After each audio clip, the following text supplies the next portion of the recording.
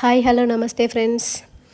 ఈరోజు నేను మీకు ఫ్రై కారపొడి వేపుళ్ళ పొడి ఎలా చేసుకోవాలో చూపిస్తాను.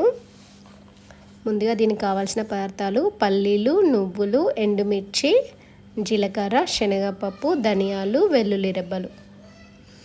వీటన్నింటినీ ఒక కడాయిలో వేసి మీడియం ఫ్లేమ్లో నిదానంగా వేయించుకోవాలి. చూడండి, వీడియోలో చూపించిన విధంగా అన్నీ ఇలా గోల్డెన్ బ్రౌన్ కలర్లోకి వచ్చే వరకు వేయించుకోవాలి. అన్నీ ఫ్రై అయ్యాక ఒక మిక్సీ జార్ తీసుకొని మిక్సీ పట్టేసుకోవాలి. ఇదైతే కాకరకాయ, బెండకాయ, దొండకాయ అండ్ గోరుచిక్కుడుకాయ, క్యాప్సికమ్ ఏ వెజిటేబుల్స్ కర్రీలోనైనా చాలా చాలా బాగుంటుంది. దీనినైతే మిక్సీ పట్టాక ఒక గ్లాస్ కంటైనర్లో వేసుకొని స్టోర్ చేసుకోవచ్చు.